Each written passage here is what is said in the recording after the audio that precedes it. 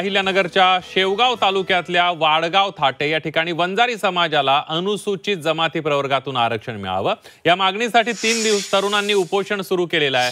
11 दिवस चाललेले हे उपोषण पालकमंत्री राधाकृष्ण विखे पाटील यांच्या आश्वासनानंतर मागे घेण्यात आलंय। उपोषण सोडण्याआधी धनंजय मुंडे यांनी फोनवरून आंदोलकांशी संवाद साधला। सरकारला हैदराबाद गॅझेट प्रमाणे वंजारी समाजाला अनुसूचित जमाती प्रवर्गात समाविष्ट करावंच लागेल अशी भूमिका मुंडेंनी मांडलेली आहे।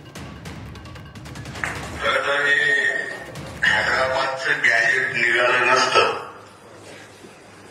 तर पाथर्डी नाही बऱ्याच ठिकाणी आपण बऱ्याच राज्यात एसटी मध्ये याचे कळलं नसतं।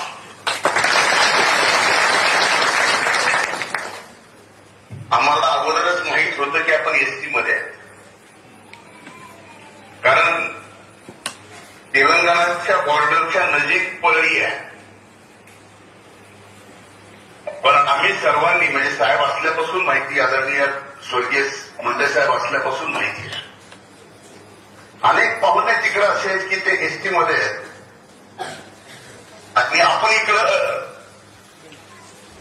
VJNT मध्ये आहेत। आता ही दुर्दैवाची गोष्ट आहे, पण आता गॅजेट निघाल्यामुळे चर्चा या ठिकाणी निघाली। जर त्या हैदराबादच्या गॅजेटमध्ये इतर कुणाला